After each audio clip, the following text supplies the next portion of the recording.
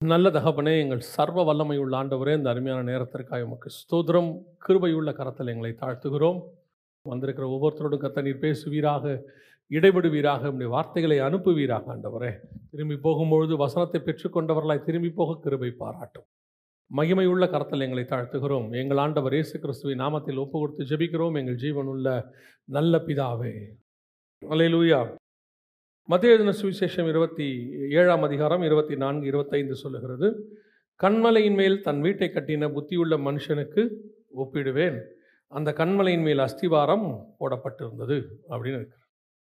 இந்த கன்மலையின் மேல் கட்டின வீடு, இதை குறித்து நீங்கள் அநேக காரியங்கள், அநேக செய்திகளை கேட்டிருப்பீர்கள், அநேக காரியங்கள் இதை குறித்து பார்த்திருப்பீர்கள். ஆனால் இதிலிருந்து ஒரு சில காரியங்களை வாசித்து கொண்டிருந்த போது சில காரியங்களை கர்த்தர் உணர்த்தினபடினாலே அதை குறித்து தான் நாம் இன்னைக்கு பார்க்க போகிறோம்.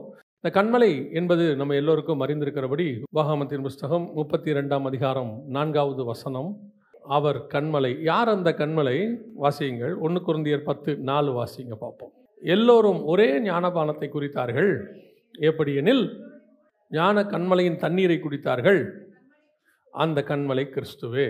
அப்படி என்றால் வசனம் தெளிவாய் சொல்லுகிறது, ஒவ்வொரு ஆகமங்களும் கர்த்தர் தன்னை ஒவ்வொரு விதமாக வெளிப்படுத்துவார். அதாவது ஆதி ஆகமத்தில் சொல்லும் பொழுது அந்த சந்ததி கிறிஸ்துவே அப்படின்பார். யாத்ராகமத்தில் சொல்லும் போது அந்த கன்மலை கிறிஸ்துவே அப்படின்பார். ஒவ்வொன்றுத்துக்கும் ஒவ்வொரு இடத்துல ஆண்டவர் தன்னை உருவகப்படுத்தி கொண்டே வருவார். அதில் நமக்கு அந்த காரியம் விவரமாக சொல்லப்படுகிறது, அந்த கன்மலை கிறிஸ்துவே. கிறிஸ்துவின் மேல் அஸ்திவாரம் போடப்பட்ட மனுஷன் அப்படின்னு இருக்கிறது. இந்த கிறிஸ்துவின் மேல் அஸ்திவாரம் போடப்படுதல் என்றால் என்ன அப்படின்னா நம்ம எல்லாருக்கும் தெரியும். நம்ம எல்லோருமே இப்பொழுது கிறிஸ்துவின் மேல் தான் இருக்கிறோம், கன்மலையில் தான் கட்டப்பட்டு கொண்டே இருக்கிறோம். ஆனால் கிறிஸ்துவின் மேல் அஸ்திவாரம் போடப்படுகிற நம்முடைய சுபாவம் எப்படிப்பட்டதாக காணப்படுகிறது? ஏன் நாம் கிறிஸ்துவின் மேல் அஸ்திவாரம் போடுகிறோம்? பல நேரங்களிலே கிறிஸ்துவை தேடுவதற்கான முகாந்திரம், ஏன் கிறிஸ்துவை தேடுகிறோம் அப்படிங்கிறது தான் ரொம்ப முக்கியம். இன்னைக்கு கிறிஸ்தவம் என்பது அல்லது கிறிஸ்து என்பது எப்படி மாறிவிட்டது என்று சொன்னால், எல்லா கடவுள்களையும் எல்லோரும் எதற்காக தேடுகிறார்களோ அதே போல கிறிஸ்துவையும் தேடுகிற இடத்திற்கு நாம் வந்திருக்கிறோம். மற்ற கடவுள்கள், அதாவது வசனம் அழகாக சொல்லும், நம்ம கன்மலை மற்ற கன்மலைகளைப் போல அல்ல அப்படின்றது.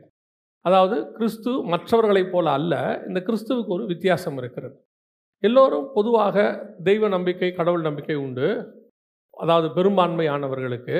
அப்படி அவர்கள் கடவுள் நம்பிக்கை எதுக்காக இருக்கிறது என்று சொன்னால், தங்கள் கடவுளிடத்திலிருந்து அவர்கள் ஆசீர்வாதத்தை பெற்றுக்கொள்வதற்கு, தங்கள் கடவுள்கள் தனக்கு நன்மை செய்யும் என்கிற நம்பிக்கையில் இப்படி பல காரியங்கள் இருக்கிறது. ஆனால் நாம் இயேசுவை தேடுவது அதற்காக மட்டும்தானா, அல்லது அதுதான் மூல காரணமா அப்படின்னு பார்க்கணும். சபை எதற்காக உருவாக்கப்பட்டது? ரட்சிக்கப்பட்டவர்களை கர்த்தர் சபையிலே அனுதினமும் சேர்த்து கொண்டு வந்தார். எதற்காக சபையில் நீங்கள் சேர்க்கப்பட்டீர்கள்? கிறிஸ்துவை ஏன் தேடுகிறீர்கள்? கிறிஸ்துவின் மேல் அஸ்திவாரம் போடப்படுகிறீர்கள். தொடர்ந்து ஒவ்வொரு வாரமும் இந்த மாதிரி ஆண்டவரை தேடிக்கிட்டே இருக்கிறீங்களே, என்ன நோக்கத்துக்காக, என்ன காரணத்துக்காக அப்படின்னு கேட்டிங்கன்னா, ஒரு 25 வருஷத்துக்கு முன்னாடி இருந்த சபையினுடைய காலகட்டமும் இப்பொழுது இருக்கிற சபையின் காலகட்டமும் மாறி இருக்கிறது.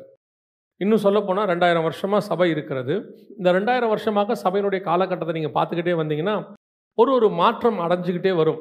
முதல் நூற்றாண்டில் 100வது வருஷம் வரைக்கும் நீங்கள் பார்த்தீங்கன்னா சபை அப்படி ஒரு வைராக்கியம், விசுவாசத்தில் இருந்துச்சாம்.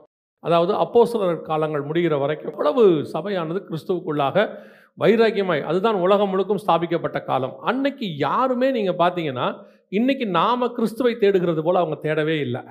கிறிஸ்துவை இன்னைக்கு நம்ம எதுக்கு தேடிக்கிட்டு இருக்கிறோமோ அந்த ஒரு காரணத்துக்காக அவர்கள் தேடவே இல்லை. கிறிஸ்துவை ஒரு ரீசனுக்கு கூட தேடலை. இன்றைக்கி சபைக்குள்ளே உட்காந்துருக்கிற நம்ம அத்தனை பேரையும் கேட்டிங்கன்னா ஏன் இயேசுவை அப்படின்னு கேட்டால் 95% மக்களுக்கு உலக பிரகாரமான காரணம் தான் இருக்குது. அது எது வேணாலும் இருக்கலாம். அது வீடோ, வேலையோ, அல்லது ஆஸ்தியோ, சம்பாத்தியமோ, கல்யாணமோ, குழந்தையோ, ஏதோ ஒன்று இருக்குது, நல்ல சுகபலனோ ஏதோ ஒன்று இருக்கிறது. ஆனால் நீங்கள் முதல் நூற்றாண்டு அந்த ஃபர்ஸ்ட் செஞ்சுரி வரைக்கும் தேடி பார்த்தீங்கன்னா அப்போஸ்தலர்கள் யாருமே அதுக்காக தேடினார்கள் என்று சொல்லப்படவில்லை. ஒரு ரீசன் கூட இல்லை. அதுவும் நியூ டெஸ்ட்மெண்ட் அந்த புக்கு எழுதப்பட்ட எந்த ஒரு புஸ்தகத்திலும் அப்படி இல்லவே இல்லை. சரி, அதுக்கப்புறம் வந்த 333 வரைக்கும் சபையின் காலத்தை பார்த்தீங்கன்னா மகா உபத்திரவம்னு சொல்கிறாங்க, ட்ரிபுலேஷன் பீரியட் அப்படிங்கிறாங்க. அந்த காலகட்டத்தில் கூட சபை அவ்வளோ வைராக்கியமாக நின்றுச்சான். 333க்கு பிறகு தான் 1500 வரைக்கும், ஏறக்குறைய ஒரு 1200 வருஷம் சபை சோரம் போன காலம். உலக பிரகாரமாக ஆசீர்வாதங்களுக்கு பின்னாடி போய் சபையெல்லாம் ஒரு ஆடம்பரமாக மாட மாளிகைகளாக மாறிடுச்சு. அதற்கு பிறகு மார்ட்டின் லூத்தருக்கு பிறகு ஒரு ரிஃபார்மேஷன் அப்படின்னு சொல்லுவாங்க, சீர்திருத்தம். கொஞ்சம் சபை கொஞ்சம் சீர்திருத்தம் அடைய ஆரம்பிச்சிச்சு. ஆனால் 1906க்கு பிறகுதான் அசுசா ஸ்ட்ரீட் எழுப்புதல்னு சொல்லுவாங்க. அதற்கு பிறகுதான் சபையானது மிகப்பெரிய அளவில் ஆவிக்குரிய மீட்சி வந்தது. ஆனால் இப்போ திருப்பி 1906லேருந்து இந்த 2024 குறிப்பாக இந்த 120 வருஷம் கழித்து, அதாவது ஒரு 2000வது காலங்கள் கழித்து பார்த்தீங்கன்னு சொன்னால் சபை மிக மோசமான இடத்துக்கு போயிடுச்சு. மிக மோசமான இடம். அதாவது எப்படி அந்த 333லேருந்து 1500க்குள்ளே சபை இருந்துச்சோ அதே இடத்துக்கு சர்ச் வந்துருச்சு. ஆடம்பரம், மாட மாளிகைகள். இன்றைக்கி சபையினுடைய விஷனே மாறிடுச்சு. சபையினுடைய விஷன் மாறினதுனால சபைக்குள்ளே இருக்கிற விசுவாசிகளுடைய விஷனும் மாறிடுச்சு. உங்களை அப்படி மாற்றிட்டாங்கன்னு நான் சொல்லுவேன். நீங்கள் மாறலை, உங்களை அப்படி மாற்றிட்டாங்க. ஏன் அப்படின்னு சொன்னால், உங்களை மாற்றினா தான் அவங்க மாற முடியும், அவ்வளோதான், வேறு விஷயமே இல்லை. இப்போ சபை எந்த இடத்தில் இருக்கிறது? ஏன் நான் கிறிஸ்துவை தேடுகிறேன்? சபையில் நான் கிறிஸ்துவை தேடுவதற்கான நோக்கம் என்ன அப்படின்னு பார்த்தீங்கன்னு சொன்னால், இந்த கண்மலையின் மேல் நான் கட்டப்பட்டு அஸ்திவாரம் போடப்படணும். கிறிஸ்துவின் மேலே, அவர் மேலே தான் நான் கட்டப்பட்டு இருக்கணும். ஆனால் இந்த கண்மலையை அவங்க எப்படி எப்படிலாம் பயன்படுத்துகிறாங்கன்றது தான் ரொம்ப ஆச்சரியமாக இருக்குது. கிறிஸ்துவை இன்றைக்கி ஒரு ஆசீர்வாதமான கடவுளாக மாற்றிட்டாங்க. இன்றைக்கி எப்படி பார்த்தீங்கன்னா, பணக்கார கடவுள்களில் ஒன்றாக கிறிஸ்துவை மாற்றி கொண்டிருக்கிறார்கள். இன்னும் சொல்லப்போனால் பணக்கார பண்டிகைகளில் ஒன்றாக கிறிஸ்மஸ், எல்லா கிறிஸ்டியன் பண்டிகைகளும் மாறிக்கிட்டே இருக்கிறது. அதனுடைய விளைவு என்ன? சபை தேவனை விட்டு தூரம் போகிறது. அதை பற்றி நம்ம கடைசியாக பார்க்கலாம். அப்போ இந்த கண்மலையை, இந்த கிறிஸ்துவை நாம் எதற்காக பயன்படுத்துகிறோம், இதனுடைய நோக்கம் என்னவாக இருக்கிறது அப்படின்னு தான் நம்ம இப்போ பார்க்க போகிறோம். நாம் அப்படி இருக்கக்கூடாது அப்படிங்கிறது தான் இன்றைக்கி செய்தியை. மிக முக்கியமாக ஆண்டவரே சில நெகட்டிவான கேரக்டர்ஸையும் பைபிளில் கொடுத்து வச்சிருக்கிறாரு. சில பரிசுத்தவான்களுடைய நெகட்டிவ் கேரக்டர்ஸையும் ஏன் கொடுத்துருக்கிறாரு, ஹேபிட்ஸை ஏன் கொடுத்துருக்கிறாருன்னா, நாம் அந்த மாதிரி செய்யக்கூடாது என்பதற்காகத்தான், வேறு எதற்காகவுமே இல்லை. முதலாவதாக வாசிங்க, மத்தேயு எழுதின சுவிசேஷம் 17ஆம் அதிகாரம் 3-4 வசனங்களை வாசிங்க. அப்பொழுது மோசேயும் எலியாவும் அவர்களோடு கூட பேசுகிறவர்களாக அவர்களுக்கு காணப்பட்டார்கள். அப்பொழுது பேதுரு இயேசுவை நோக்கி, ஆண்டவரே, நாம் இங்கே இருக்கிறது நல்லது. உமக்கு சித்தமானால் இங்கே உமக்கு ஒரு கூடாரமும், மோசேக்கு ஒரு கூடாரமும், எலியாவுக்கு ஒரு கூடாரமுமாக 3 கூடாரங்களை போடுவோம் என்றான். இயேசு இவங்களை கூட்டிகிட்டு போன நோக்கம் என்ன? மலைக்கு மேலே 12 பேரை இருக்கிறதுலையே 3 பேரை பிரதானமாக கூட்டிகிட்டு போகிறார். பிரதானமாக கூட்டிகிட்டு போய் அவர் ஒரு மிக முக்கியமான ஒரு தரிசனத்தை காட்டுகிறார். இந்த மர்ருவ மலையினுடைய தரிசனம் என்பது ஏதோ நம்ம சும்மா சாதாரணமாக மர்ருவ மலையில் மர்ருவமாக்கி காட்டினாரு அப்படிங்கிறது இல்லை. ஏன் மோசே எலியா அப்படின்னு பார்த்தீங்கன்னு சொன்னால், இவங்க 2 பேருக்கும் 2 விதமான முக்கியத்துவம் இருக்கும். அதில் ஒன்று, மோசே நியாயப்பிரமாணத்தினுடைய அடையாளம். போய் அவர் தான் நியாயப்பிரமாணத்தை சீனாய் மலையில் வாங்கிட்டு வந்தவர். பிரமாணத்தை வாங்கும் போது அவர் தான் கிறிஸ்துவை சந்தித்தவர். அவர் தான் சந்தித்து பிரமாணத்தை வாங்கிட்டு வந்தவர். எலியா அவர்தான் சுழல் காற்றில் ஏறி எடுத்துக்கொள்ளப்பட்டார். புதிய ஏற்பாட்டு சபைக்கான அடையாளம், சுயாதீன பிரமாணத்துக்கான அடையாளம். அவர் நியாயப்பிரமாணமும் சுயாதீன பிரமாணமும் இவர் மத்தியஸ்தர். 2த்துக்கும் யார் மத்தியஸ்தராக இருக்கிறார்? இயேசு தான் மத்தியஸ்தர். இந்த 3 பேரும் அங்கே மீட் பண்ணுறாங்க. ஏன் இந்த 3 பேரும் மீட் பண்ண போகிறாங்க அப்படின்னா, அடுத்து வரப்போகிறது புதிய எருசலேமுக்குரிய காரியங்கள். புதிய எருசலேமினுடைய மதில் நியாயப்பிரமாணமும் அஸ்திவாரமும் அப்போஸ்தலர்களும், இது 2ம் சேர்ந்து ஒரு மணவாட்டி சபையாக வரப்போகுது. அது மட்டும் இல்லாமல் 2 சாட்சிகள் வரப்போகிறாங்க 11ஆம் அதிகாரம் வெளிப்படுத்தின விசேஷத்தில். அந்த 2 சாட்சிகள் மோசேயும் எலியாவும் இருக்க நிறைய வாய்ப்பு இருக்கிறது. இப்படி ஒரு மிகப்பெரிய ஹெவன்லி பிளான், பரலோகத்தினுடைய திட்டங்களையும் ஒரு மிகப்பெரியதான தேவனுடையதான காரியங்களையும் உள்ளடக்கியது தான் அந்த மர்ருவ மலையினுடைய அனுபவம். இன்னும் சொல்லப்போனால், நீங்கள் வெளிப்படுத்தின விசேஷத்தில் 6ஆம் அதிகாரம் 15ஆம் வசனத்தில் கண்மலையிலும் மலையிலும் ஒளிந்து கொண்டார்கள்னு இருக்கும். இந்த 2மே யாருக்கு யாருக்கு சம்பந்தம்னு பார்த்தீங்கன்னா, மோசேக்கும் எலியாவுக்குமான சம்பந்தம். கண்மலையில் போய் ஒதுங்கினது மோசே, குகைக்குள்ள மலையில் போய் ஒதுங்கினது எலியா. இந்த 2 பேரும் அங்கே வராங்க. மிகப்பெரியதான ஒரு ஹெவன்லி பிளான். அந்த பிளானை எக்ஸ்பிளைன் பண்ணுறதுக்காக இவங்க 3 பேரையும் கூட்டிகிட்டு போகிறார். இவங்க 3 பேரையும் கூட்டிகிட்டு போய் உட்கார வைக்கிறார். கர்த்தர் எப்பவுமே உங்களை என்னையும் ஒரு ஆவிக்குரிய அனுபவத்தில் உயரமான ஸ்தலத்துக்கு, உன்னதமான காரியத்துக்கு கூட்டிகிட்டு போவதற்கு காரணம் மிகப்பெரியதான பரலோகத்தின் திட்டத்தை வெளிப்படுத்துவதற்கு. உங்களை என்னையும் உலக பிரகாரமான எல்லாருக்கும், இப்போ பாருங்க, உலக பிரகாரமாக நல்லா உழைக்கிறவனுக்கு, நல்லா கஷ்டப்படுறவனுக்கு நல்ல ஆசீர்வாதம் கிடைக்கிது. வீடு கிடைக்கிது, வாசல் கிடைக்கிது, கார் கிடைக்கிது. அப்படியே பார்த்தீங்கன்னு சொன்னால் கோடிக்கணக்கில் இருக்காங்க. அதே காரியத்தை பெற்றுக்கொள்வதுக்குத்தான் உங்களையும் கண்மலைக்கு மேலே கூட்டிகிட்டு போகிறாருன்னு நீங்கள் நினைப்பீர்களானால் நம்ம எவ்வளோ பரிதபிக்கப்பட்டவர்கள் பாருங்க. இவர் ஒரு மிகப்பெரியதான மெகா பிளான் அழகாக கூட்டிகிட்டு போய் அடுத்து நடக்கக்கூடிய காரியங்களை அங்கே சொல்கிறார். அது மட்டும் இல்லை, இந்த 3 பேருக்கு நடுவில் பரலோகம் வேற இன்டர்ஃபர் ஆகுது. இவர் என்னுடைய நேசகுமாரன், இவரில் நான் பிரியமாயிருக்கு, இவருக்கு செவி கொடுங்கள். அவ்வளோ பெரியதான ஒரு ஹெவன்லி பிளான் வந்து அங்கே எக்ஸிக்யூட் ஆகுது. ரொம்ப சிம்பிளாக பேதுரு கேட்பாரு, உமக்கு ஒரு கூடாரமும் மோசேக்கு ஒரு கூடாரமும் எலியாவுக்கு ஒரு கூடாரமும்.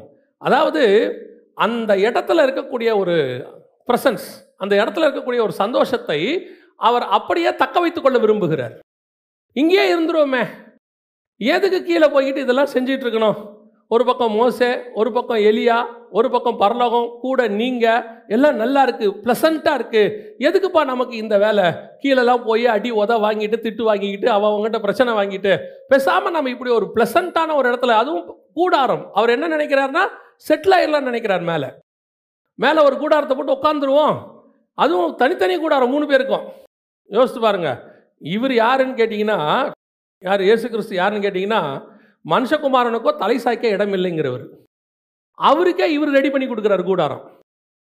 பல நேரத்தில் ரொம்ப ஆச்சரியமாக இருக்கும். பைபிளில் நீங்கள் வாசித்து பார்த்தீங்கன்னா, இயேசு கிறிஸ்து வந்து இந்த படகுல அக்கறைக்கு போய்கிட்டு இருப்பார். இவங்க எல்லாம் படகு ஓட்டிக்கிட்டு இருப்பாங்க, இயேசுநாதர் படுத்து தூங்கிட்டு இருப்பார். எனக்கு அதில் ரொம்ப ஆச்சரியமான ஒரு விஷயம் என்னன்னு கேட்டிங்கன்னா, எங்கேயுமே இருக்காது, அந்த ஒரு இடத்துல மட்டும் இருக்கும். அவர் தலையணை வைத்து தூங்கி கொண்டிருந்தார்னு இருக்கும். இயேசு கிறிஸ்துவே தலை சாய்க்க இடம் இல்லைங்கிறவர். பல நேரங்களில் நாம் ஆவிக்குரிய வாழ்க்கையில் வளரும் பொழுது, கர்த்தர் நம்மளை ஊழியத்தில் உயர்த்தும் பொழுது, அல்லது நம்முடைய ஆண்டவரை ஏற்றுக்கொண்டது நிமித்தம் நமக்கு ஒரு உயர்வு வரும்போது நாம் என்ன நினைக்கிறோம்? அங்கேயே அப்படியே கூடாரம் போட்டு செட்டில் ஆயிடணும்னு நினைக்கிறோம். அப்படியே இருந்தால் நல்லா இருக்குமே, இப்படியே நல்லா போயிட்டு இருக்கு, இப்படியே இருக்கட்டுமே அப்படின்னு நமக்கு ஒரு எண்ணம். ஆண்டவர் சொல்றாரு, நான் உன்னை இந்த இடத்துக்கு கூட்டிகிட்டு வந்தது எதுக்காக? செட்டில் ஆகிறதுக்காக இல்லை. ஒரு சிலர்லாம் கேட்கும்போது ஒரு சாட்சி சொல்லுவாங்க, ஆரம்பத்தில் அந்த சாட்சி எனக்கு கூட சரியாக பட்டுச்சு, ஆனால் அப்புறம் பார்த்தா அந்த சாட்சியில் ஏதோ ஒரு மிஸ்டேக் இருக்கிறதாக எனக்கு தோணுச்சு. என்னென்னா, நாங்கள் எல்லாவற்றையும் விட்டு கிறிஸ்துவுக்காக வந்தோம். ஆரம்பத்தில் எல்லாத்தையும் ஆண்டவருக்காக விட்டுட்டோம், இன்னைக்கு ஆண்டவர் எங்களுக்கு எல்லாம் கொடுத்துருக்கிறாரு அப்படிங்கிறாங்க. அப்போ இந்த சாட்சி சரியாக இருக்குமானால், ஒருவேளை இந்த சாட்சி சரியாக இருக்குமானால், நிறைய ஆண்டவர் யாருக்கு கொடுத்துருக்கணும்? ஃபஸ்ட்டு பைபிளில் பவுலுக்கு தான் கொடுத்துருக்கணும், சீஷர்களுக்கு தான் கொடுத்துருக்கணும். அவங்க தானே எல்லாவற்றையும் விட்டு வந்தாங்க. பவுல் விட்டதை ஒருத்தர் கமெண்ட்ரி, ஒரு புக் இருக்குது, அவர் எழுதியிருக்கிறாரு, பவுல் எவ்வளோ விட்டுட்டு வந்திருக்கலாம் அப்படின்னு சொல்லி. ஏன்னா அவர் கமாலியல் பாதத்தில் படிச்சிருக்கிறாரு. போதாததுக்கு அவர் டூயல் சிட்டிசன், அதாவது ரோமருக்கும் யூதர்களுக்கும் சிட்டிசனாக இருந்திருக்கிறாரு. 10ஆவதுக்கு அவர் போய் கேட்டால் நிருபங்களை எழுதி கொடுக்குற அளவுக்கு ஒரு ஸ்டேட்டஸில் இருந்திருக்கிறாரு. இப்படி ஒரு ஸ்டேட்டஸில் இருக்கக்கூடிய ஆள் என்னவா இருந்திருக்கலாம் அன்னைக்கு இஸ்ரவேலில் அப்படின்னு கேட்டிங்கன்னா, இந்த ரோம அஃபிஷியல்ஸ், கவர்னர்ஸ்லாம் இருக்காங்கள்ல, அதுக்கு அடுத்த லெவலில் இருக்கணும், கவர்மெண்ட் லெவலில் பெரிய லெவலில் இருந்திருக்கணும். அப்போ அதை வச்சுக்கிட்டு அந்த கமெண்ட்ரியில் எழுதுறாரு, பவுல் விட்டமும் நஷ்டமும் குப்பையும் என்று சொன்னது இன்னைக்கு அளவுக்கு குறைஞ்சபட்சத்து கணக்கு பட்டா ஒரு 10,000 கோடியாவது இருக்கும் அப்படின்னு. எவ்வளவு? நஷ்டமும் குப்பையும் என்று விட்டேன் அவர் சொன்னது ஒரு 10,000 கோடி. இப்போ எல்லாவற்றையும் விட்டு வந்த பவுலுக்கு அப்போ ஆண்டவர் எவ்வளோ கொடுத்துருக்கணும்? குறைஞ்சபட்சம் 1000 மடங்கு கொடுத்தாருன்னா, 2 மடங்கு ஆசீர்வதிச்சாலும் கூட 20,000 கோடியாவது கொடுத்துருக்கணும். அப்போ ஏன் கொடுக்கல? அவர் ஏன் சொல்றாரு, பசியோ பஞ்சமோ நிர்வாணமோ நாசமோசமோ பட்டயமோ? அவர் தானே சொல்றாரு, எல்லா இடங்களிலும் நெருக்கப்படுகிறோம், நாங்கள் பயந்துருக்கிறேங்கிறார் சொல்லும் பொழுது. அப்போ விட்டுட்டு வந்ததுனால கர்த்தர் எனக்கு கொடுக்குறாருன்னா இவங்கெல்லாம் ஃபர்ஸ்ட் எல்லாத்தையும் வாங்கியிருக்கணும். அதே பவுல் தான் பிலிப்பியருக்கு எழுதும்போது சொல்றாரு, நம்மை ஐஸ்வர்யனாக்கும்படி அவர் அப்படின்னு சொன்னோன்னா, அந்த வசனத்தை எடுத்துக்கிட்டு நம்மளை பணக்காரன் ஆக்கிறதுக்கு அவர் தரித்திரர் ஆனார், நம்மளை பணக்காரன் ஆகிறதுக்கு அவர் ஏன் தரித்திரர் ஆகணும்? அவர் பணக்காரனாக இருந்தே ஆசீர்வச்சிடலாமே. ஆபிரகாமை ஐஸ்வர்யன் ஆக்கிட்டாரு, அதுக்கு அவர் என்ன கஷ்டப்பட்டு தரித்திரராகி ஐஸ்வர்யன் ஆக்கினாரு? இல்லை தானே. செல்வச்சீமானாக இருந்தான். ஈசாக்கு வர வர பலத்து ஐஸ்வர்யவன் ஆனான், அதுக்கு அவர் என்ன தரித்திரமாகி ஐஸ்வர்யமாக்கினாரு? அப்போ நம்மை ஐஸ்வர்யமாக்கும்படி அவர் தரித்திரர் ஆனார் என்பது உலக ஆசீர்வாதத்தை குறித்து அல்ல. நம்மளை பணக்காரன் ஆக்கணும்னா அவருக்கு அவசியமே இல்லை தரித்திரர் ஆகணும்னு. நம்மை ஸ்பிரிச்சுவலி ஐஸ்வர்யன் ஆக்கிறதுக்காக அவர் பாவமானார். அப்போனா இன்னைக்கு நாம் எங்கேயோ ஒரு மிஸ்டேக் செஞ்சு கொண்டே இருக்கிறோம். கர்த்தர் உயர்த்தி கொண்டு வரும் பொழுது, ஆண்டவர் எனக்கு எல்லாத்தையும் கொடுத்தாரு, நான் இழந்ததுக்காக கொடுத்தார் அப்படின்னா, அப்போ ஆண்டவர் கொடுத்தது அதுக்காக அல்ல, கொடுத்திருக்கிறார் ஆண்டவர். நான் இழந்ததுக்காக கர்த்தர் எனக்கு கொடுக்கவில்லை, நான் இழப்பதற்காக கர்த்தர் எனக்கு அதை கொடுத்திருக்கிறார். ஆண்டவர் எதுக்கு கொடுத்தாரு? ஊழியத்தில் கொண்டு வரும்போது ஒண்ணும் இல்லாம வரும்போது கர்த்தர் ஆசீர்வதிச்சு கையில பணத்தை கொடுக்குறாரு. இல்லைன்னு சொல்ல. எது கொடுக்குறாரு தெரியுமா? ஐயோ நீ எல்லாத்தையும் விட்டுட்டு வந்துட்ட, வச்சுக்கோப்பா. அது கொடுக்கல. ஒண்ணும் இல்லாத போதே எனக்கு நீ இவ்வளவு செஞ்சிய, நான் இவ்வளத்தையும் கொடுக்குறேன், நீ இன்னும் எனக்கு எவ்வளவு செய்வேன்னு சொல்லி தான் கர்த்தர் நம்பி கொடுக்குறார். ஆண்டவர் கொடுக்குறது அதான் காரணம். எத்தனை ஊழியக்காரர்களை எடுத்துக்கொள்ளுங்க, எத்தனை ஆவிக்குறர்களை எடுத்துக்கொள்ளுங்க, தங்களுக்கு இல்லாமையில அவ்வளவு கஷ்டத்துல கர்த்தர் கொண்டு வந்து கொடுக்குறவங்களாம் இருக்கிறாங்க. பல நேரங்களிலே கர்த்தர் எதுக்கு தெரியுமா? அந்த குறை உள்ளவர்கள் கூட, கொஞ்சமா இருக்கிறவங்க கூட தங்களுக்கு கர்த்தர் கொடுக்கறதுல உண்மையா இருக்கிறார்கள். கர்த்தர் ஏன் அப்படிப்பட்டவங்களை இன்னும் ஆசீர்வதிக்கிறார் தெரியுமா? அவன் கொடுத்தான்றதுக்காக இல்ல, அவன் இவ்வளவுலயே இவ்வளவு கொடுத்தானே, இன்னும் எவ்வளவு கொடுத்தாலும் அவன் தேவனுக்கு என்று ஊழியம் செய்வான்.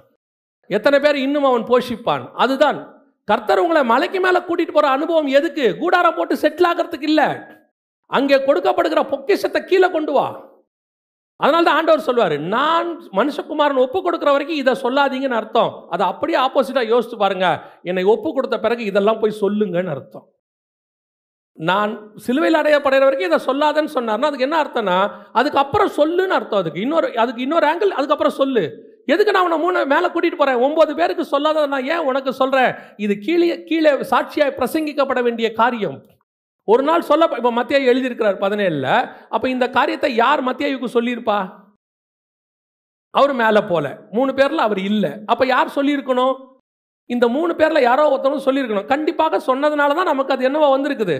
மறுரூபாய் பத்தின விஷயத்தை இதுவும் லூக்காலையும் வருது, மார்க்லையும் வருது. அது எதுக்காக வருது அப்படின்னு கேட்டீங்கன்னு சொன்னா, அது வந்து சொல்லப்படுவதற்காக தான் ஆண்டவர் சொன்னார் மேலே. இவங்க என்ன பண்ணிட்டானுங்க? இதை கீழே கொண்டு போற இஷ்டமே இல்லை அவனுங்களுக்கு. இந்த விஷயத்தை கீழே கொண்டு போற எண்ணமே அவங்களுக்கு இல்லை. மேலேயே செட்டில் ஆயிடுவோம், இங்கேயே ஒரு கூடாரத்தை போட்டுருவோம். என்ன ஒரு தாட்டு பாருங்களேன். இப்போ யோசிச்சு பாருங்க, மேலேயே கூடாரம் போட்டாச்சுன்னே வச்சுப்போம். பேதுருடைய தாட் என்ன? அதுக்கப்புறம் கீழே போக வேண்டாம், அப்புறம் சாப்பாடுக்கு வேண்டாம், ஒன்றும் பிரச்சனை இல்லை, இவ்வளோ வருது வானத்துலேருந்து, மண்ணாவும் வந்துடும், எல்லாம் வந்துடும். பிரைஸ் தி லார்ட், ஹல்லேலூயா, நிம்மதியாக சோதனை பண்ணிக்கிட்டு அதில் வேற ஒரு பெருமையாக சொல்லுவோம், மேலே எப்படி இருந்துச்சு தெரியுமா, சூப்பராக இருந்துச்சு தெரியுமா, கீழே வரவே இஷ்டம் இல்லை. நீ எல்லாம் வரவே வராதீங்க. பவுல் எவ்வளவு உன்னதமான அனுபவத்துக்கு போனாலும் அவர் திருப்பி சொல்ற வார்த்தை என்ன தெரியுமா? நான் இருப்பது உங்களுக்கு பிரயோஜனமாக இருக்கும். எனக்கு போகணுன்ற ஆசை எனக்கு இருக்கு, ஆனா நான் இருந்தா உங்களுக்கு பிரயோஜனமா இருக்குமே. எனக்கு மேலேயே இருக்குன்னு எவ்வளவு என்ன இருந்தாலும் சரி, எனக்கு கீழே ஒரு வேலை வைக்கப்பட்டிருக்கிறது, அந்த வேலையை செஞ்சு முடிச்சுட்டு தான் நான் மேலே போவேன். இன்னைக்கு நிறைய பேர் தங்களுக்கு கொடுக்கப்பட்ட ஆவிக்குரிய ஆசீர்வாதத்தை அப்படியே செட்டில் ஆயிடணும்னு நினைக்கிறாங்க. ஒரு காலத்தில் இவர்களாம் நம்பி கொடுக்கப்பட்டவர்கள் தான். இவங்கெல்லாம் கர்த்தருக்காக உண்மையா இருந்தவங்க தான். கர்த்தருக்காக வந்து எல்லாத்தையும் இழந்துட்டு வந்தவங்க தான். இவங்களுக்கு தான் ஒன்று தோணுது, எல்லாவற்றையும் விட்டு வந்தோமே. அவன் தான் கேட்பான் 19ஆம் அதிகாரத்தில் ஆண்டவரை பார்த்து, எல்லாவற்றையும் விட்டு வந்தோமே, எங்களுக்கு என்ன கிடைக்கும்? ஏன்னா இவன் 17ஆம் அதிகாரத்தில் முடிவு பண்ணிட்டான், எல்லாத்தையும் விட்டு வந்துட்டோம், இப்போ இந்த மலைக்கு மேலே வந்துட்டோம், செட்டில் ஆகிட்டோம், நல்லா இருக்கும். இல்லைன்ட்டாரு, கீழே போன்ட்டாரு. இப்போ திருப்பி கேட்குறான், எல்லாவற்றையும் விட்டு வந்தோமே என்ன கிடைக்கும்? ஒரு கூட்டம் இப்படியே இருக்கு. கிறிஸ்துவையே கொடுத்தாச்சு, கிறிஸ்து கூடவே வந்துட்டார், அவரையே தந்தவர் மற்ற எல்லாவற்றையும் அருளாது இருப்பது எப்படி? கூட நின்று பார்க்குறான் எல்லாத்தையும். அந்த ஸ்பிரிச்சுவல் மெச்சூரிட்டி, அதை தானே சொல்ல வரேன். இன்னும் அவர்கள் பரிசுத்தாவியை பெறாததுனால அவர் நீங்க அப்படி கேட்டாங்க. பரிசுத்தாவியை பெற்ற கூட்டமும் இன்னைக்கு அப்படித்தான் கேட்குது. நான் இப்பவும் சொல்றேன், இந்த என்ன கிடைக்கும் என்ன கிடைக்குங்கிற ஆளு கடைசி வரைக்கும் என்ன கிடைக்கும் கேட்டுக்கிட்டே தான் இருக்கும், கிடைக்காது. நீங்க பாட்டு போயிட்டே இருங்க, ஆண்டவரே எனக்கு நீங்க போதுன்னு போங்க. உங்களுக்கு என்ன தேவையோ அதை பரலோகம் கொண்டு வந்து கொடுப்பதற்கு போதுமானதாக இருக்கு. எனக்கு தெரிஞ்சு நான் ஆண்டவரை ஏற்றுக்கொண்டு ஒரு 32 வருஷம் ஆகுது. இந்த 32 வருஷத்துல நான் சொல்றேன், அவருடைய கை இருக்கு பாருங்க, குறுகவே இல்லை. அவர் கிள்ளி கொடுத்தா கூட நமக்கு அள்ளி கொடுத்தா மாதிரி அவர் கை அவ்வளவு பெருசு.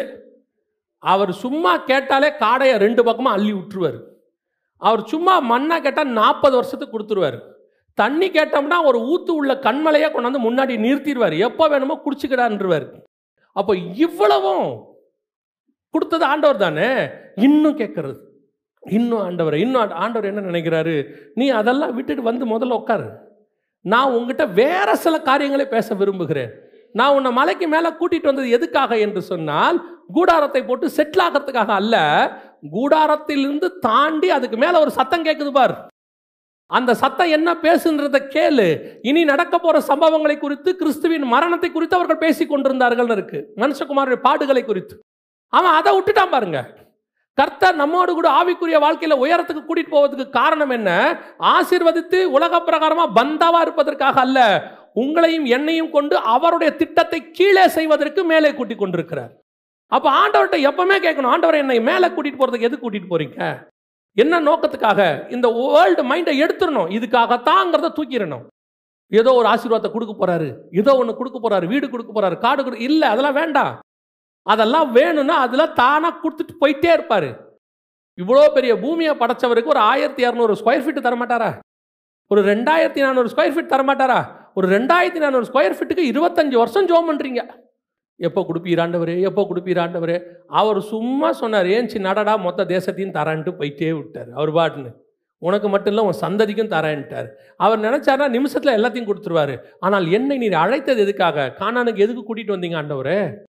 ஆபிரகாமுக்கு, அவருக்கும் அப்படித்தான், நம்மள மாதிரி தான் ஆபிரகாம். பிள்ளை இல்லாமல் இருக்கிறேனே, தேசத்தை எப்பொழுது கொடுப்பீர், எப்போது இந்த தேசத்தை சொந்த எல்லாம் கேட்டுக்கிட்டே வராரு.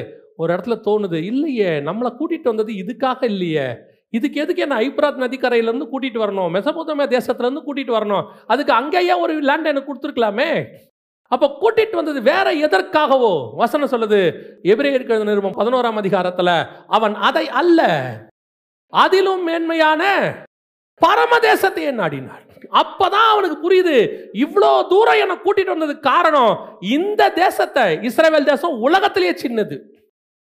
இஸ்ரவேல் தேசம் உலகத்திலேயே சின்னது. அவர் அமெரிக்காவை கொடுக்க கூட்டிட்டு வரல, ஆஸ்திரேலியாவை கொடுக்க கூட்டிட்டு வரல, இந்தியாவை கொடுக்க கூட்டிட்டு வரல, இஸ்ரவேலை கொடுக்க கூட்டிட்டு வந்திருக்கிறாரு. அப்போ இந்த தேசத்தை கொடுக்கவா என்னை கூட்டிட்டு வந்தீங்க? இல்ல, இந்த தேசத்தில் வரப்போகிற கிறிஸ்துவை கொடுப்பதற்காக நான் உன்னை கூட்டிக் கொண்டு வந்தேன். அந்த சந்ததி கிறிஸ்துவே. அந்த கிறிஸ்துவின் வழியாக இந்த உலகத்தையே மீட்கிற பிளான் ஓ மேல இருக்கு ஆபிரகாம். நான் உன்னை கூட்டு வந்ததுக்கு இதான்பா காரணம். என்ன காரணம்? எதுக்கு நான் ஏன் இயேசுகிட்ட வந்தீங்க? நாங்க ரொம்ப கஷ்டப்பட்டுக்கிட்டு இருந்தோம், ஆண்டவர் எங்களை ஆசீர்வதிச்சு இன்னைக்கு வீடு கொடுத்துருக்கிறார். இதுக்கு தானே அவங்கள கூட்டிட்டு வந்தாரு. எதுக்கு இங்க வந்தீங்க? நான் குழந்தையே இல்லாம இருந்தேன், கர்த்தர் கூட்டு வந்து எனக்கு ஒரு குழந்தைய கொடுத்தா. அப்ப இதுக்கு தான் கர்த்தர்கிட்ட வந்தோமா? இதல்ல, இதிலும் மேன்மையான பிளான் உன் மேல ஒன்று வச்சிருக்கிறேன், ஹெவன்லி பிளான். அதுக்காகத்தான் உன்னை கூட்டு வந்திருக்கிறேன். அப்போ மலைக்கு மேலே போகிறது எதற்காக என்பதை நாம் தெளிவாக புரிந்து கொள்ள வேண்டும். மேலே போகும்போது தோணக்கூடாது, உலக பிரகாரம் ஆசீர்வாதத்துக்கு மட்டுமே போகக்கூடாது, அதையே யோசிக்கக்கூடாது. எப்போ கொடுப்பீர், எப்போ கொடுப்பீர்? இப்போ யோசித்து பாருங்க, நாம் 20 வருஷத்துக்கு முன்னாடி இருந்ததை விட கர்த்தர் நம்மளை நல்லா வச்சிருக்கிறாரா இல்லையா? பூமியில் ஆசீர்வாதமாகத்தான் வச்சிருக்காரு. கர்த்தர் எனக்கு எல்லாத்தையும் கொடுத்து தான் வச்சிருக்காரு, ஆசீர்வச்சு தான் வச்சிருக்கிறாரு, ஒரு குறை கிடையாது. அப்போ இதுக்கு தான் கூப்பிட்டு வந்தாரா? இல்லை, இந்த ஊழியத்துக்கு தான் கர்த்தர் என்னை கூட்டிகிட்டு வந்திருக்கிறார். அவர் எனக்கு கார் கொடுக்க வீடு கொடுக்க கூட்டிட்டு வரல, அதுக்கு பின்னாடி இந்த ஊழியம் இருந்திருக்கு. இந்த ஊழியத்தின் வழியாக அவருடைய திட்டம் ஒன்று உலகம் முழுக்க இருக்கு.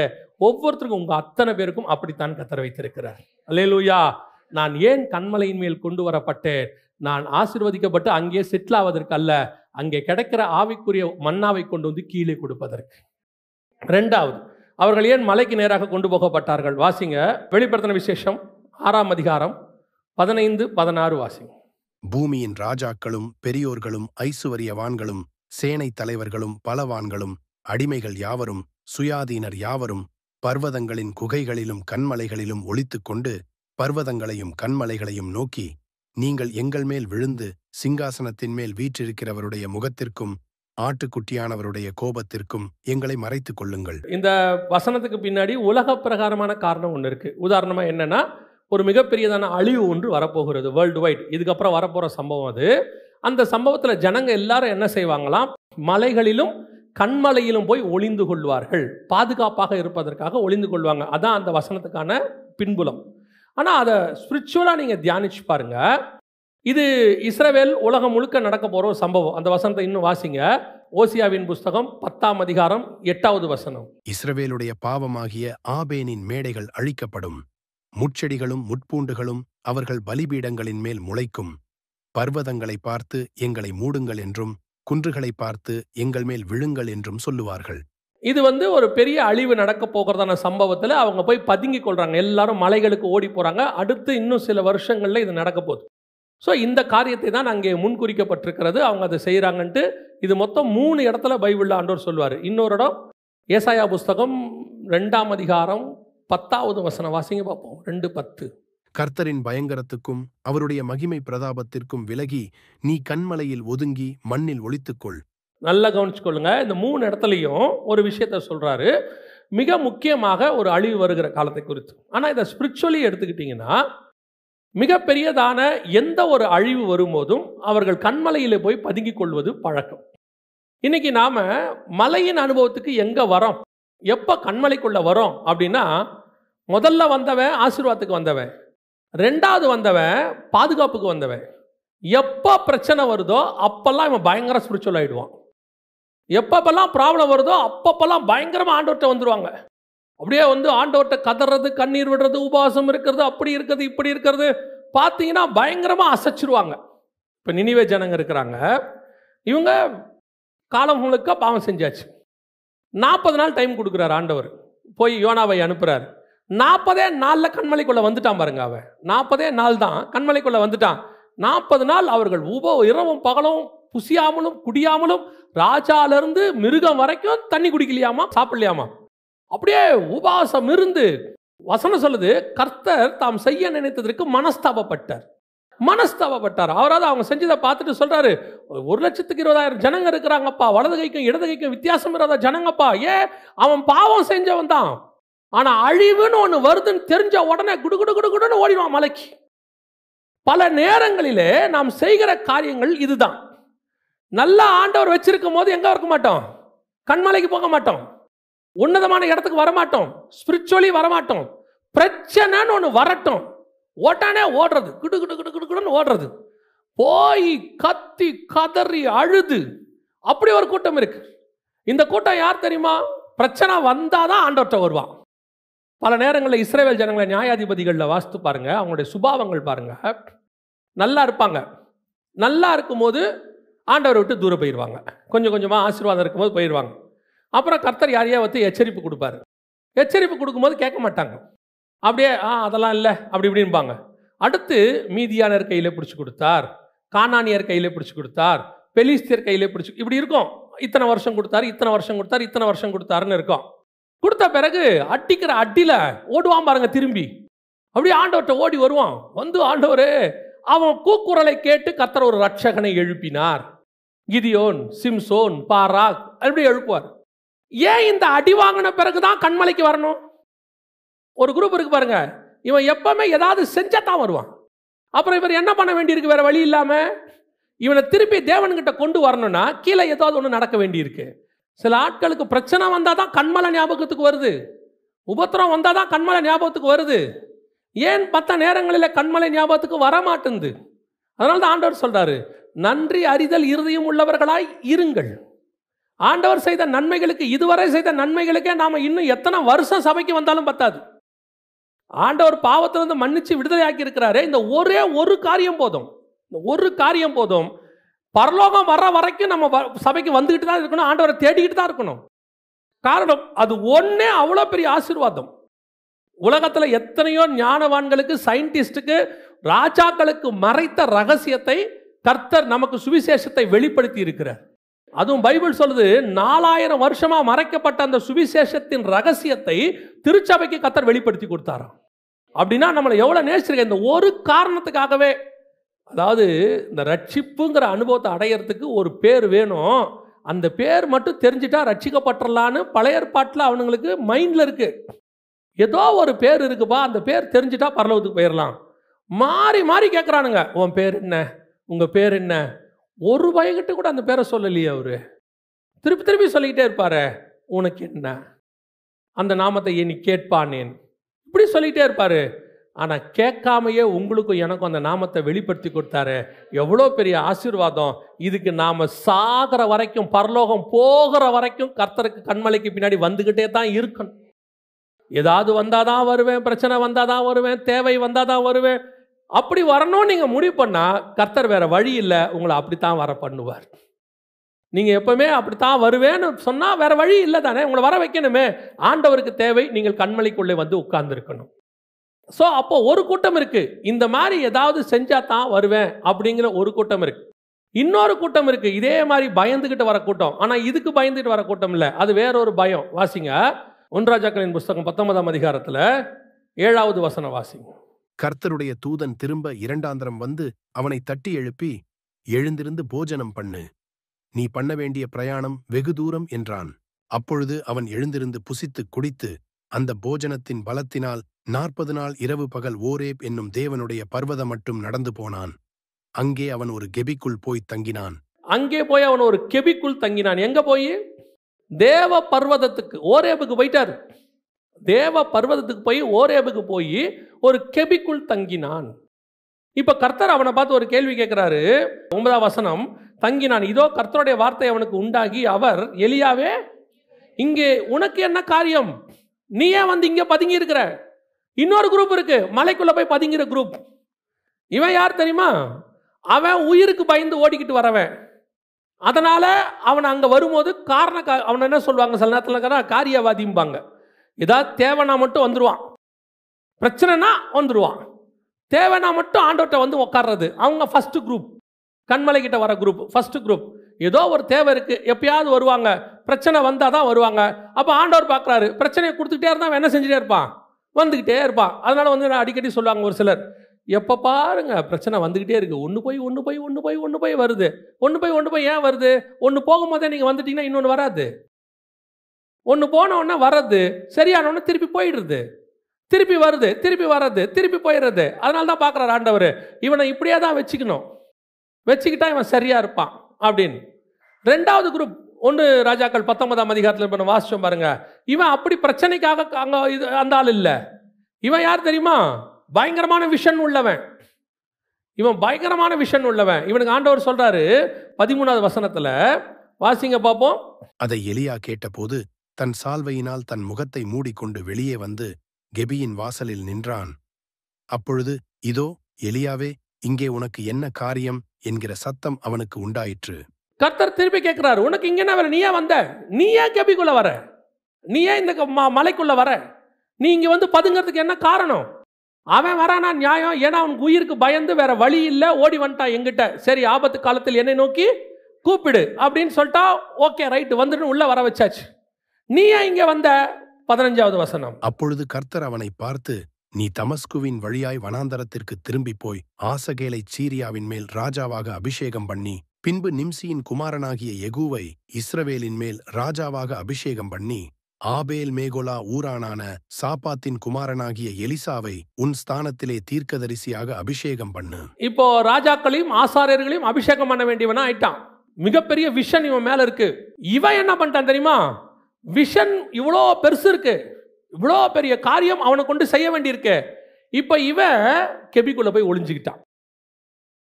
இவன் மேல விஷன் இருக்கு, இவன் கண்டிப்பாக கர்த்தர் இவனை பயன்படுத்த போறாரு, எல்லா காரியமும் இருக்கு.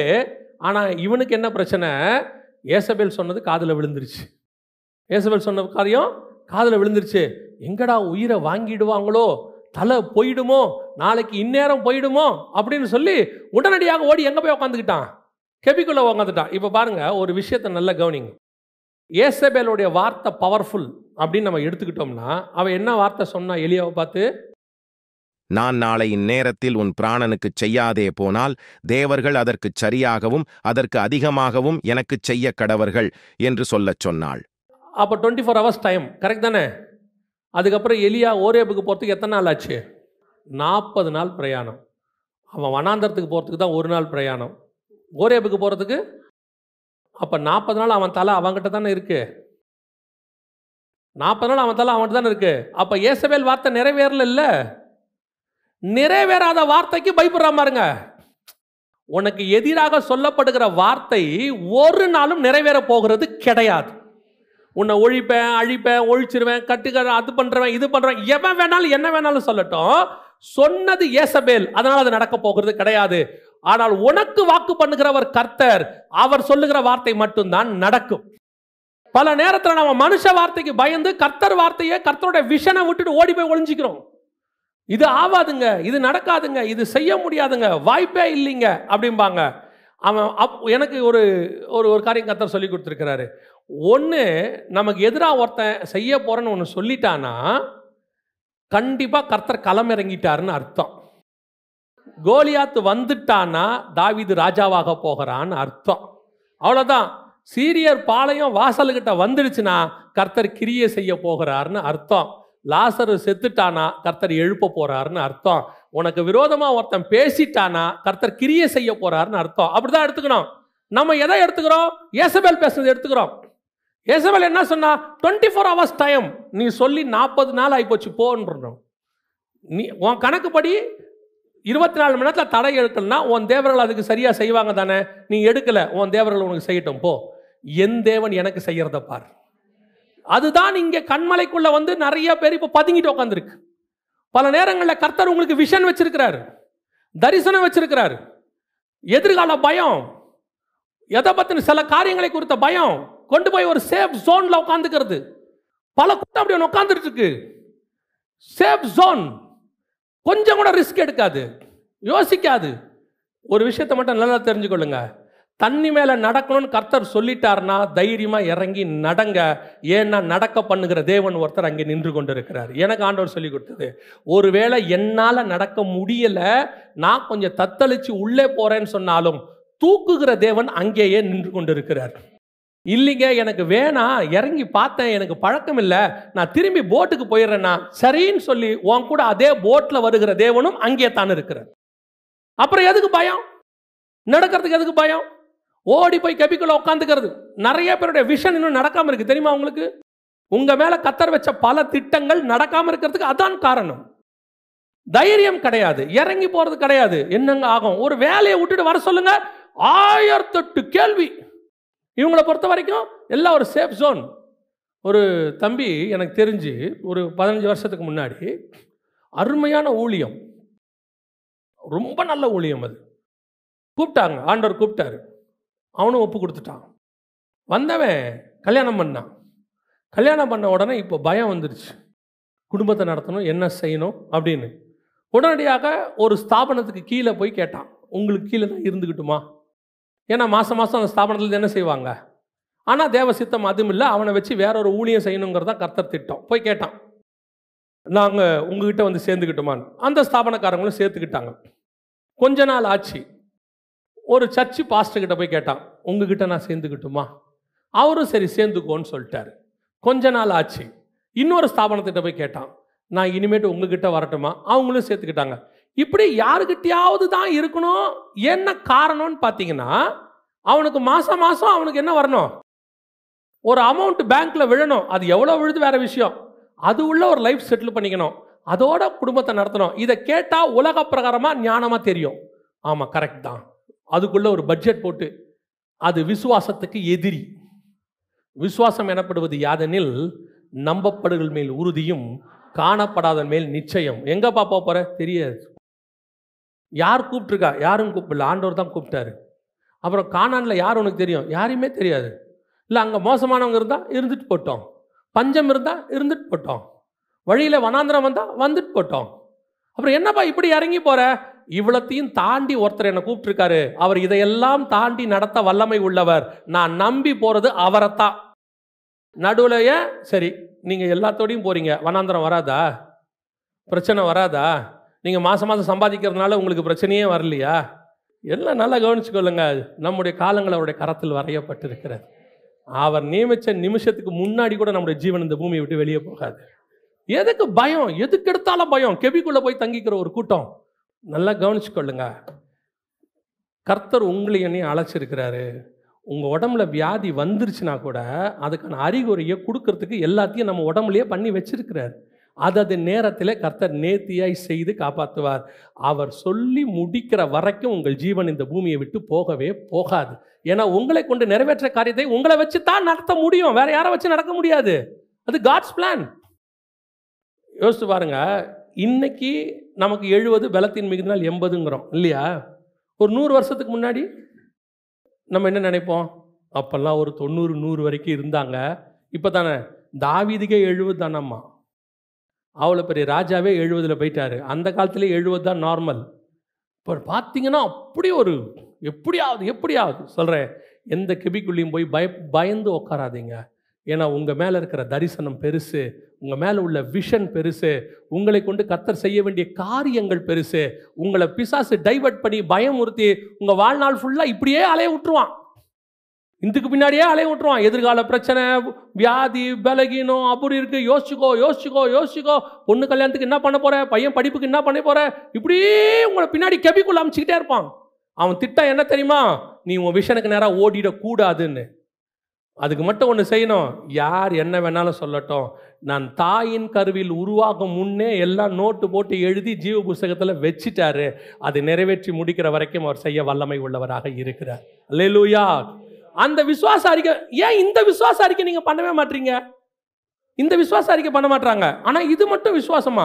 நம்ம கொஞ்சம் ஞானமா நடந்துக்கணும், அப்பப்போ பார்த்துக்கணும். இப்படி சொல்றது இது கரெக்டான அறிக்கையா? எனக்கு ஒன்றும் வராது, ஏன்னா ஜீவனும் மரணம் எங்க இருக்க? நாவின் கீழே இருக்க. எனக்கு ஒன்றும் வராது, சர்வ வல்லமை உள்ள தேவன் என்னை நடத்த வல்லமை உள்ளவராக இருக்கிறான்னு சொல்றது விசுவாச அறிக்கை இல்லை. இன்னைக்கு அப்படி ஆயிப்போச்சு. 2 வகையாய் பயந்து கெபிக்குள்ளே ஒதுங்குறவர் இருக்கிறார்கள். ஒன்று ஆபத்துக்கு பயந்து போய் ஒதுங்குறவர்கள், இன்னொன்று இந்த மாதிரி காரியங்கள் இருக்கிற விஷனுக்கு பயந்து போய் ஒதுங்குறவர்கள். கடைசியாக ஒரு காரியம் சொல்லிவிட்டு முடிக்கிறேன், வாசியுங்கள். உண்மையிலே கண்மலையின் வெடிப்புக்கு ஏன் போகணும் தெரியுமா? வாசிங்க, உன்னத பாட்டின் புஸ்தகம் 2ஆம் அதிகாரம் 14வது வசனத்தை வாசிங்க. கண்மலையின் வெடிப்புகளிலும் சிகரங்களின் மறைவிடங்களிலும் தங்குகிற என் புறாவே, உன் முகரூபத்தை எனக்கு காண்பி, உன் சத்தத்தை நான் கேட்கட்டும். உன் சத்தம் இன்பமும் உன் முகரூபம் அழகுமாயிருக்கிறது என்றார். கண்மலையின் வெடிப்புகளிலும் சிகரங்களின் மறைவிடங்களிலும் தங்குகிற என் புறாவே. யாரை பற்றி சொல்கிறாருன்னா, நம்மளை பற்றி, சபையை பற்றி, மனவாட்டியை பற்றி. சபை எங்கே இருக்கணுமா? நல்லா கவனிங்க, கண்மலை வெடிப்புக்குள்ளே இருக்கணுமா? என்னங்க இவ்வளோ நேரம் மலைக்கு வெடிப்புக்கு போகக்கூடாது நீங்கள் இப்போ கடைசியாக எங்கே வர சொல்லிட்டீங்க? வெடிப்புக்குள்ளே வாங்கன்ட்டிங்களே, கண்மலைக்குள்ளே வாங்கன்ட்டிங்களா? அர்த்தம் என்னென்னா, கண்மலைக்குள்ளே நான் போகணும். எதுக்கு போகணும் தெரியுமா? செட்டில் ஆகிறதுக்காக போகக்கூடாது, பயந்து போய் நான் போகக்கூடாது, விஷனுக்கு பயந்து போகக்கூடாது. எனக்கு ஒரு அழைப்பு இருக்கிறது, என்னை அழைத்து கொண்டு போகிறவர் ஒருவர் வரப்போகிறார், என்னை காத்திருக்கிறதுக்கு ஒரு இடம் நியமித்திருக்கிறார். அந்த இடத்திலே காத்திருப்பதற்கு நான் கண்மலைக்கு போகணும். எங்கே இருந்தால் நான் எடுத்துக்கொள்ளப்படுவனோ அந்த இடத்துக்கு இருக்கணும். நான் சொல்கிறது உங்களுக்கு புரியுதா? நிறைய நேரத்தில் பார்த்துருக்கீங்களா, இந்த ஆப்கானிஸ்தானில், ஈராக்கிலலாம் குண்டு போடுவாங்க. குண்டு போடும்போது விமானத்துலேருந்து வந்து தான் என்ன செய்கிறாங்க? குண்டு போகிறாங்க. தப்பிக்கிற ஜனங்க அந்த ஊர்லேருந்து எது வழியாக தப்பிப்பாங்க பார்த்துருக்கீங்களா? எது வழியா? விமானத்தில் தப்பிப்பாங்க. இப்போ வங்காளதேசத்தில் கூட ஷேக் ஹசீனா விமானத்தில் தப்பிட்டாங்க. அதே மாதிரி ஆப்கானிஸ்தானில் தாலிபான்கள் ஆட்சிக்கு வந்தோன்னே ஜனங்கள்லாம் எதில் தப்பிச்சாங்க? ஆனால் அவன் குண்டு எதுலேருந்து தான் போட்டுக்கிட்டு இருக்கான்? விமானத்தில் தான் போடுறான். இப்போ என்ன கேட்கக்கூடாது, அவங்களே விமானத்தில் வந்து போடுறாங்க, விமானஸ்தலத்தில் தான் வச்சுருக்கிறாங்க எல்லாம். நீங்கள் திருப்பி எங்களையும் விமானத்தளத்துக்கே போக சொல்கிறீங்களே அப்படின்னா, எந்த இடம் அழிவுக்கு நேராக இருக்கிறதோ அதே இடத்தில் மீட்புக்கான வழியும் அங்கே தான் இருக்கிறது. இப்போ கண்மலைக்குள்ளே போய் எதுக்கு நிற்கிறோங்கிறதான் கேள்வி. கண்மலைக்கு போகக்கூடாதுங்கிறது கேள்வி இல்லை. கண்மலைக்கு போகணும், பயந்து போகக்கூடாது, செட்டிலாக்க போகக்கூடாது. கர்த்தருடைய சமூகத்தில் உயர்த்தப்படும் போது எங்குது போகணும் தெரியுமா? நான் கண்மலைக்கு மேலே ஏற ஏற ஏற எனக்கு ஒரே ஒரு நம்பிக்கை இருக்கிறது, ஆண்டவர் வரப்போகிறார். அந்த வருகையில் நான் புறப்பட்டு மேலே போக வேண்டும். அதற்காக நான் இந்த மறைவிடத்துக்கு வருகிறேன். என்ன ஏன் நான் உயரத்துக்கு வருகிறேன்? ஆசீர்வாதத்துக்காக அல்ல, பயந்தல்ல, என் மீட்புக்காக. ஆவிக்குரிய வாழ்க்கையுடைய வளர்ச்சி எதுக்காக தெரியுமா? உங்களை என்னையும் மீட்பதற்கு. நான் சொல்லிவிட்டு முடிக்கிறேன், கவனியுங்கள். நீங்களும் நானும் பரலோகத்துக்கு போக வேண்டும் என்று சொன்னால், அந்த பரலோகத்துக்கு போகும்பொழுது அவர் விரும்புகிற ஒரு ஆவிக்குரிய ஸ்டாண்டர்டை அவர் எதிர்பார்க்கிறார். நான் பரிசுத்தராய் இருப்பது போல நீங்களும் பரிசுத்தராய் இருங்கள் அப்படின்னு. அப்போ கர்த்தர் ஒரு எக்ஸ்பெக்டேஷன் வச்சுருக்கார். அந்த எக்ஸ்பெக்டேஷன் எங்கே வரும்னு கேட்டிங்கன்னா, கொஞ்சம் கொஞ்சமாக அவங்க ஆவிக்குரிய வாழ்க்கையில் ஏற ஏற தான் வரும். கொஞ்சம் கொஞ்சமாக மேலே போக போக வரும். அப்படி மேலே போக போக போக, அந்த கண்மலைக்கு மேலே போக போக ஒரு இடம் இருக்குது, உங்களை உருவாக்குகிற இடம் அங்கே இருக்குது. அங்கே உருவாக்கி வச்சிருப்பாரு. நிறைய பாருங்க, பொதுவாக இந்த பறவைகள், மேலே இருக்கிற பறக்கிற பறவைகள் எல்லாம் கூடு கட்டி முட்டை போடுறது எப்பவுமே ஏதோ ஒரு மேலே ஒரு இடத்துல தான் போடும். மரத்துக்கு மேலே ஏதாவது ஒரு இடத்துக்கு தான் போகும். கழுகு என்ன செய்யுமா? கண்மலைக்கு மேலே போயிடுமா, அங்கே போய் போடுமா. ஏன் அப்படின்னு கேட்டிங்கன்னா, நீங்கள் எவ்வளோ உயரத்தில் போய் உங்களுடைய அனுபவத்துக்குள்ளே வரீங்களோ அவ்வளோ தூரம் நீங்கள் கிரியேஷன் உங்களை கொண்டு கர்த்தர் மாற்றிக்கொண்டே இருப்பார். சேஃப் ஜோன் அங்கே வச்சு உங்களை உருவாக்கி அப்படியே மேலே கர்த்தர் கொண்டு போக போகிறார். அப்போ நான் ஆண்டவருடைய வாழ்க்கையில் இன்னும் அதிகமாக, ஆண்டவர் கூட இன்னும் அதிகமாக வளரணுன்ற ஆவல் எதுக்காக வருதுன்னு கேட்டால், பரலோகத்துக்கு போகிறதுக்காக தான் வரணும். நான் ஆண்டவரை ஏன் அதிகமாக தேடுறேன்? பரலோகத்துக்கு போகிறதுக்காக. நான் ஏன் சபைக்கு அதிகமாக வரேன்? பரலோகத்துக்கு போகிறதுக்காக. என்னுடைய எண்ணம் முழுக்க முழுக்க எதுவாய் மாறிடணும்? கீழானவைகள் அல்ல, மேலானவைகளாகவே மாறிடணும். இன்னும் கீழானவைகளை மட்டும் தேடுறதுக்காகவே நான் கர்த்தரை தேடக்கூடாது. இது தானாய் நடக்கும். அதில் எந்த குறைவும் வரப்போகிறது இல்லை. கர்த்தர் தந்து நிச்சயம் ஆசீர்வதிக்கத்தான் போகிறார். அதில் எந்த மாற்று கருத்தும் இல்லை. ஆனால் என்னுடைய தாட், என்னுடைய எதிர்பார்ப்பு எதுக்காக இருக்கிறது என்று சொன்னால், எப்படி ஆகிலும் அவரை தரிசிக்கும்படிக்கு, எப்படி ஆகிலும் அவரோடு கூட நான் போய் சேரும்படிக்கு நான் இன்னும் உயரப் போகிறேன், இன்னும் மேலே போகிறேன், இன்னும் அதிகமாய் போகிறேன். அப்போது இந்த உயரம் கர்த்தருக்கு பிரியம். கண்மலைக்கு இப்படி ஏறிக்கு வரணும் மேலே என்ன இருக்குது? கர்த்தருக்கு பிரியம் இருக்குது. இப்போ மோசே மலைக்கு மேலே போயிட்டார். மலைக்கு மேலே போன உடனே கர்த்தர் அவருக்கு ஃபஸ்ட்டு அந்த பலகைகள்லாம் கொடுத்துட்டார், நியாயப்பிரமாண பலகை. Okay, right, fine. இப்போ திருப்பி ஆண்டவர்கிட்ட கேட்குறாரு, ஆண்டவரே நான் இன்னும் உம்முடைய மகிமையை பார்க்க வேண்டும்.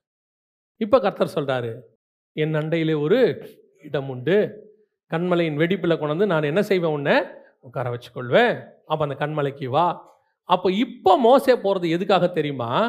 முதல் முறை மோசே போனபோது தேவ பர்வதத்துக்கு போகும்பொழுது அங்கே ஒரு தரிசனத்தை பார்ப்பதற்கு, ரெண்டாவது முறை போகும்போது கர்த்தருடைய மகிமை அந்த பயங்கரத்தை பார்ப்பதற்கு, மூணாவது முறை போகும்போது பிரமாணத்தை வாங்குவதற்கு. ஆனால் நாலாவது முறை போகும்போது எதுக்கு தெரியுமா? இந்த முறை அவருக்கு வேறு எந்த எதிர்பார்ப்பும் இல்லை. ஒரே எதிர்பார்ப்பு, உம்முடைய முகத்தை நான் பார்க்க வேண்டும், உம்முடைய மகிமையை நான் பார்க்க வேண்டும். இந்த அனுபவத்துக்கு தான் கண்மலைக்கு மேலே வரணும். இதுதான் எதிர்பார்ப்பு, விருப்பம், வாஞ்சை எல்லாம் இருக்கணும். கவனிச்சுக்கொள்ளுங்க. நான் இன்னும் ஏன் ஆண்டவருக்குள்ளே வளருகிறேன்? நான் ஏன் இன்னும் சபைக்கு வருகிறேன்? இன்னும் அதிகமாக நான் தேவனை தேடுகிறேன். ஒரே ஒரு காரணம் இருக்கிறது. அதுதான் உண்மையான காரணம்.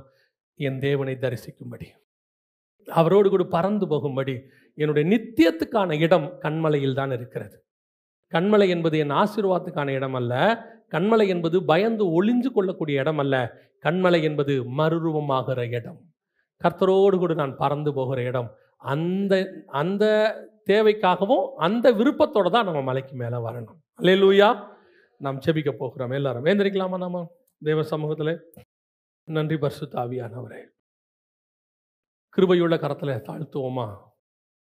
நாம் நிறைய நேரங்களில் ஆண்டவரை தேடுறதுக்கு காரணம் தெரியாமையே தேடிட்டு இருக்கிறோம். நாம் அவர்கிட்ட சொல்லக்கூடிய காரணங்கள், நிறைய காரணங்கள் நமக்கு பெருசாக இருக்குது. ஆனால் அவரை பொறுத்த வரைக்கும் அவர் இன்னும் நம்மக்கிட்ட அதிகமான ஆவிக்குரிய ஸ்டாண்டர்டை எதிர்பார்க்கிறார். இயேசுகிட்ட யோசிச்சு பாருங்க. ஆசீர்வாதத்தை தேடி 10 பேர் வந்தாங்க, 9 பேர் திரும்பி போயிட்டாங்க. ஒருத்த மட்டும் வந்து நன்றி சொன்னான். ஆனால் எல்லாத்தையும் விட்டுட்டு 12 பேர் வந்தாங்க. அதில் ஒருத்தன் தான் சோரம் போனான், 11 பேர் கூடவே நின்றுட்டாங்க. நாம் எதுக்கு தேவனை தேடுறோங்கிறது தான் ரொம்ப முக்கியம். உலக பிரகாரமான தேவைக்கு தேடுறதா இருந்தால் ஒரு நாள் அவரை விட்டு போவோம். ஏன்னா அது கிடைக்கலன்னா போயிடுவோம். அந்த தேவன் ஒருவேளை சித்தம் இல்லைன்னு சொல்லி தரலன்னா வருத்தப்பட்டு போயிடுவோம். ஆனால் எனக்கு தேவையெல்லாம் நீங்கள் மட்டும்தான், என் விருப்பம் எல்லாம் நீங்கள் மட்டும்தான், என் ஆசையெல்லாம் நீங்கள் மட்டும்தான். நான் கண்மலையின் வெடிப்புக்கு வர்றது பாதுகாப்புக்காக இல்லை, கண்மலையின் வெடிப்புக்கு வர்றது இங்கே கூடாரம் போட்டு தங்கிறதுக்காக இல்லை, கண்மலையின் வெடிப்புக்கு வர்றது உலகம் முழுக்க அழிவு வருது பாதுகாப்புக்காக இல்லை. நான் கண்மலையின் வெடிப்புக்கு வர்றது உம்மை தரிசிக்க, முகத்தை பார்க்க, உம்முடைய மகிமையை காண, உம்மோடு கூட அழைப்பை பெற்றுக்கொண்டு பறந்து போக. என் ஆவிக்குரிய வாழ்க்கையில் நான் கேட்கறது ஆசையெல்லாம் இது ஒன்று தானா இருக்கணும். இதுதான் என் தேவை ஆண்டவரே, இதுதான் என் விருப்பம், இதுதான் என் மேன்மை, இதுக்காகத்தான் நான் உம்மை தேடுகிறேன். எப்படி இருக்கும் பாருங்க. ஆண்டவர் மணவாட்டிய தன் தோளில் சாட்சிக்கிட்டு எங்கே கூட்டிகிட்டு போனாராம் தெரியுமா? வனாந்திரத்திற்கு கூட்டிகிட்டு போனாராம். ஏன் ஒன்றுமில்லாத இடத்துக்கு கூட்டிகிட்டு போறேங்க? வனாந்திரத்தில் அவருடைய தோளின் மேல் சாய்ந்து கொண்டு வருகிற இவள் யாரோ? ஏன் வனாந்திரத்துக்கு கூட்டிகிட்டு போறீங்க? தன் மணவாட்டிய, தான் கல்யாணம் பண்ண போகிற பொண்ணை, தான் விரும்புகிற ஒரு மணவாட்டிய எந்த ஒரு மலவானனோ அழகான இடத்துக்கு கூட்டிகிட்டு போவார், சந்தோஷமான இடத்துக்கு கூட்டிகிட்டு போவார், அவ விரும்புகிற இடத்துக்கு கூட்டிகிட்டு போவார். இவரோ வென்றால் வனாந்தரத்தில் தன் தோளின் மேல் சாய்த்து கொண்டு வருகிறார். ஏன்பா வனாந்தரத்தில் சாட்சிட்டு கூட்டிகிட்டு வரீங்க? இந்த இடத்துல மட்டும்தான் என்னை தவிர உனக்கு வேற எதுவுமே இருக்காது. நான் மட்டும்தான் உன் மேலே இருப்பேன். எனக்கு நீ மட்டும்தான் இருப்ப. வனாந்தரம் வேற எதுவும் இல்லை. கர்த்தர் மட்டும் உனக்கு இருக்கிற இடம். மற்ற இடத்துல உனக்கு நிறைய இருக்கு. நிறைய பேர் உனக்கு இருக்கிறாங்க. நிறைய பேர் உன்னை விரும்புகிறாங்க. நீ நிறைய பேரை விரும்புகிற. நீ கேட்ட வசதிகளோடு கூட இருக்கிற. நீ கேட்காத வசதி கூட உனக்கு கொடுக்கப்படுகிறது. அந்த இடத்தில் இருக்கும் போதெல்லாம் உன் நேசரை நீ முழுவதுமாய் அறிந்து கொள்ள முடியாது. முழுவதுமாய் அவரை நீ புரிந்து கொள்ள முடியாது. எங்க புரிந்து கொள்ள முடியும் தெரியுமா? என்னை சுற்றி யாருமே இல்லை, எனக்கு எதுவுமே இல்லை, எல்லாரும் என்னை வெறுத்தாச்சு, நான் போக்குறதுக்கு கூட ஒரு இடம் இல்லாமல் அலைந்து திரிஞ்சுக்கிட்டு இருக்கிறேன்.